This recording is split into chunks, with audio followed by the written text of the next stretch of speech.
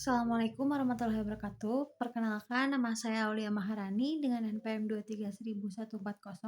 Di sini saya akan menjelaskan tentang sosiologi hukum menurut Philip Nonet dan Philip Selnick. Philip Nonet dan Philip Selnick adalah dua pemikir terkemuka dalam sosiologi hukum yang menawarkan tipologi evolutif tentang hubungan hukum dan masyarakat. Mereka membedakan tiga tipe dasar hukum dalam masyarakat, yaitu hukum represif, hukum otonom, dan hukum responsif. Ketiga tipe ini tidak hanya menunjukkan perbedaan karakter hukum, tetapi juga menggambarkan tahapan perkembangan dalam relasi hukum dan tatanan sosial dan politik. Menurut Nonet dan Selnick, hukum harus berfungsi sebagai sarana untuk mencapai tujuan sosial dan keadilan substantif, bukan hanya sebagai aturan yang kaku dan mandiri. Mereka membagi perkembangannya itu menjadi tiga, seperti yang tadi sudah saya sebutkan, ada hukum represif, hukum otonom, dan hukum responsif. Yang pertama itu ada hukum represif. Hukum represif adalah hukum yang digunakan sebagai alat kekuasaan untuk menegakkan dan melegitimasi kekuasaan politik. Dalam tipe ini, hukum sepenuhnya tunduk pada kepentingan politik, sehingga hukum lebih menjadi instrumen kontrol sosial yang menekan dan menjaga status penguasanya. Ciri khasnya adalah law is subordinated the power politik, di mana hukum berada di bawah dominasi kekuasaan politik. Yang kedua, ada hukum otonom. Hukum otonom memandang hukum sebagai institusi yang mandiri dan terpisah dari pengaruh kekuasaan politik. Fokus utama tipe ini adalah sebagai pada sistem aturan dan prosedur yang objektif dan tidak memihak, sehingga hukum ini berfungsi untuk menahan represi dan menjaga integritas dirinya sendiri. Legitimasi hukum ini terletak pada keutamaan prosedural dan kebebasan dari intervensi politik. Yang ketiga itu ada hukum responsif. Hukum responsif adalah model hukum yang terbuka dan inklusif terhadap kebutuhan sosial serta aspirasi publik. Hukum ini menempatkan sebagai sarana untuk merespon perubahan sosial, memperjuangkan keadilan substantif dan emansipasi publik.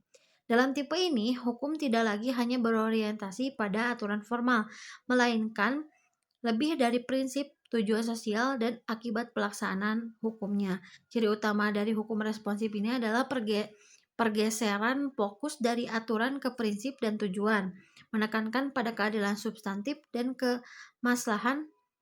kemaslahatan masyarakat, mendorong partisipasi publik, diskresi dalam penegakan hukum, serta moralitas kerjasama.